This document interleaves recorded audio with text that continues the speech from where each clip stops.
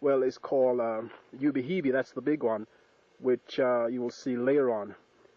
These volcanoes blew probably some 3,000 years or so ago. So just take a little look at it here.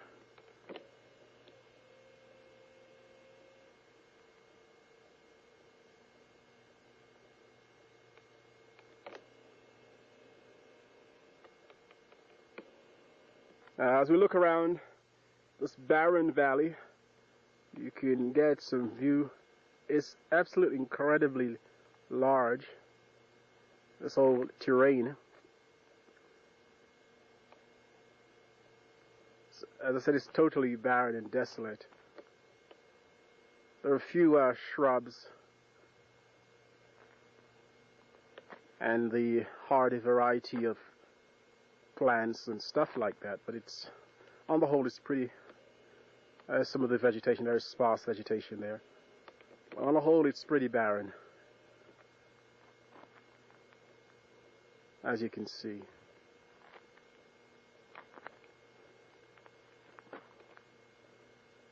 You can see the scarring there on the side of those hills or mountains, those mounds.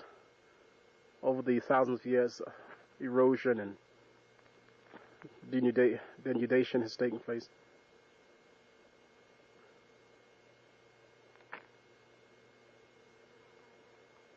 The side, there's the side, or sides of the crater there, small one called Little Hebe.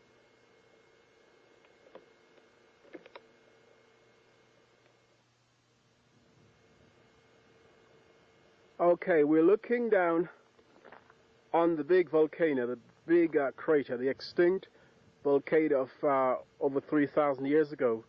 And this is a large one called Ubihibi volcanic crater. To where those vehicles are, that's parked up on the perimeter, around the perimeter of the volcano, that's the where those vehicles are parked. That's from here to that point is half a mile. So you can see how large the top of this volcano is. At least half a mile in diameter.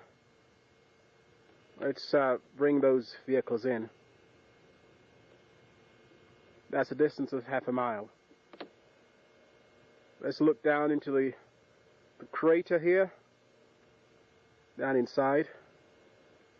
There's the base of it. I'm hoping to walk down there later on. I've done it before some years ago. It's pretty tough because you have a lot of loose chippings of burnt out stones and cinders and charcoal kind of thing. So you can't get a firm grip. When you're going down, you're kind of sort of rolling down there because you can't really grip anything. It's so loose. And when you're coming up, you can't come up because there's nothing to hold on to. Your feet sink down in like maybe 12 inches, 18 inches of loose chippings. So you, in the end, one has to come up on all fours. So it's about half a mile across, and I'd figure it's about at least 500 feet deep. Quite a monument, quite a spectacle.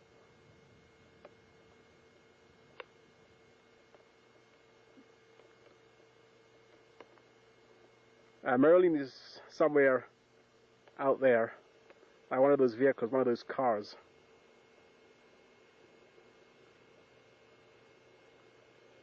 But half a mile. She should be where that first car is. Somewhere there.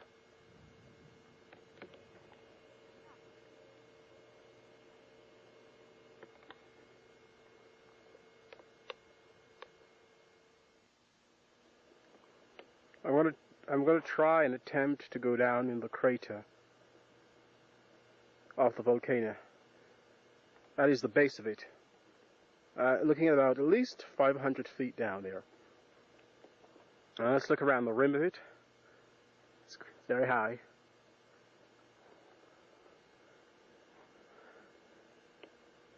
There you are. I'm just coming from in that direction where the little volcano is up, half a mile up there on the peak. That's Little Hebe. Some people walking up over on the rim. So here I am beginning to try and make my descent. It's very steep, very loose chippings. That's stuff which has been blown up from the volcano over 3,000 years ago. Okay, here I go. These pesky flies, they're everywhere, you know, my nerves. Okay, I made the descent. It's somewhat over 500 feet. I was coming down and counting my steps, but I'll get another estimate when I go back up to see how many steps there are to the top. But it was something over 500 I was coming down. But I'll check it again to average that out and see how high it is. So I'm down at the base looking up around the rim, at least the perimeter of the rim. That's way up there. Took me about 10 minutes to climb down. Fell once, but you really need sure footing to come down. Keep slipping and sliding, but it was quite good. Just fell once. I'm okay. The walls of the volcano. What is the sign saying here? Let's see. Return by trail. Gravel walls crumble under weight. Okay, that's fine. No problem there. Let's zoom in. You can see the scarring on the side of the walls there.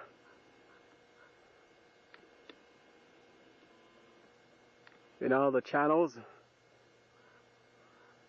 and the markings across the horizontal markings. Here's the base here. It's in some shrubs, some trees, little desert shrubs growing. Obviously when it rains, the water settles there, so it provides a nutriment for these trees.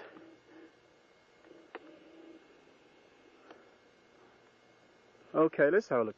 The base here is kind of flat, as you can see.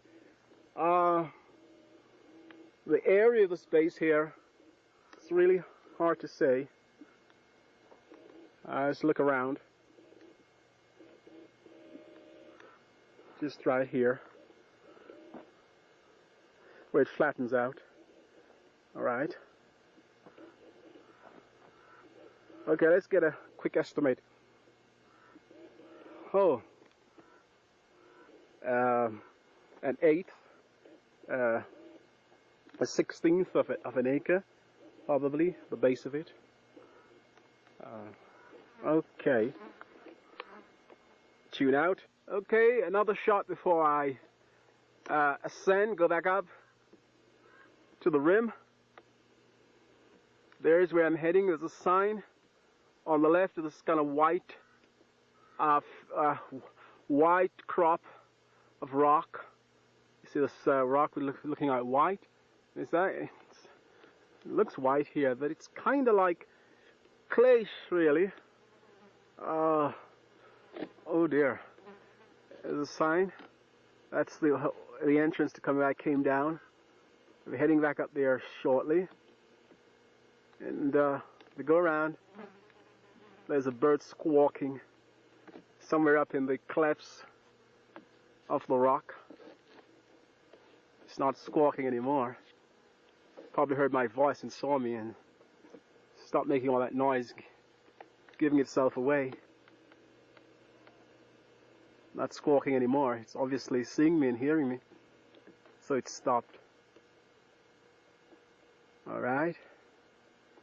And again, this place here has about maybe an eighth. I revised it. It's probably the actual acreage. let's say maybe no more than a quarter of an acre, the actual base of this this volcano. Say, as a guesstimate, about a quarter of an acre. Oh, these flies, they're so pesky. Now, the foundation of this here is very spongy. It's obviously soaked a lot of water up over the months, and obviously hasn't rained for quite some time. But it's still very spongy. As you walk along, it's rather spongy and kind of bouncy. Obvious. Oh, that bird again.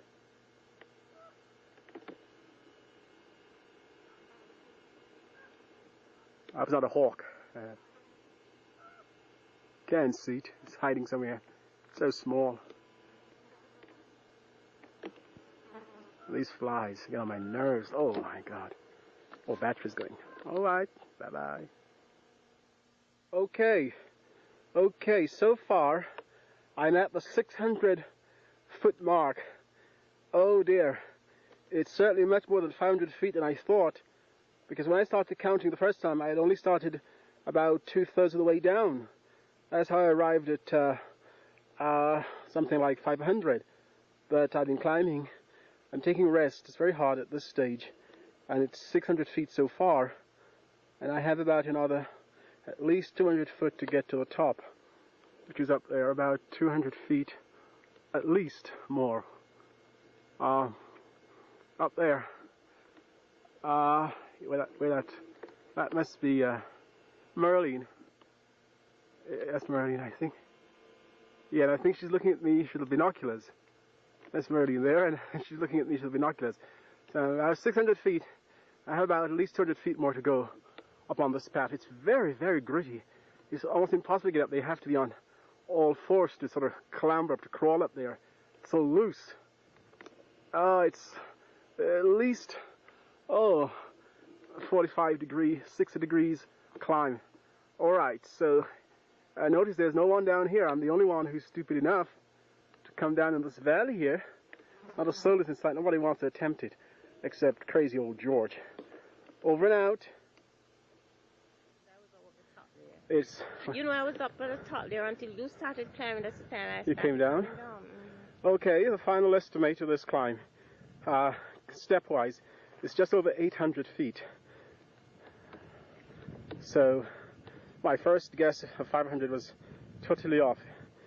It's just over 800. I counted it in my steps coming up. Figure my steps are up approximately 12 inches. Just have maybe just over 1,200 of those.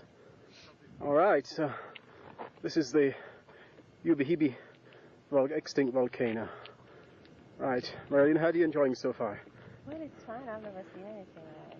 I really enjoy myself, especially using this binocular. I have been viewing every aspect of this place. There are a number of volcanoes around here. It's not just this one, but this one seems to be is the biggest one. Over on to your left, there are some miniature ones. And right around over there, somewhere right over there. You're on the mountains there, Yeah. Oh, this place is incredible. As far as your eyes can see, it's just open, wide space, especially with those mountains undulating and the valley in between. It's an incredible place. I don't want to leave yet. Alright, enjoy it. I don't really want to leave, but I'm not going to say anything like this again unless I come back.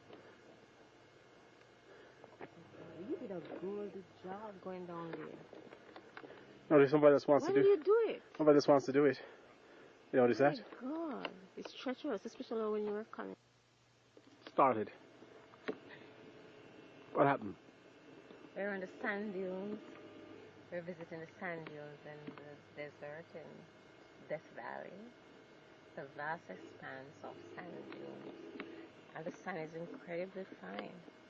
Very fine, much finer than what you really find. In some areas it's finer than what you see on the seashore. There are various patterns on the sand made by human feet, insects, Reptiles. Wind. It's an incredible. It's not very hot today. Not too hot. It's bearable. But if you're gonna come visiting here, you need a pair of sunglasses because after a while, it becomes very dazzling, and you can hardly see with your naked eyes. So we're prepared. We have our water with us. We have our glasses on, and that's it.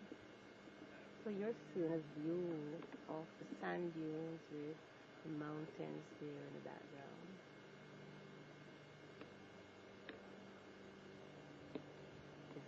There's a plane, a little plane flying overhead.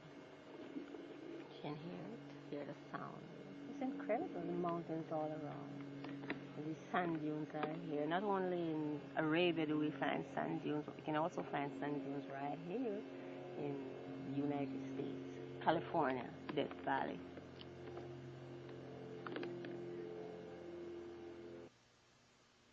All right. The section here is called Artist View. It's a big panoramic picture. The different rock formations, different colorations, different hues, tints, tones.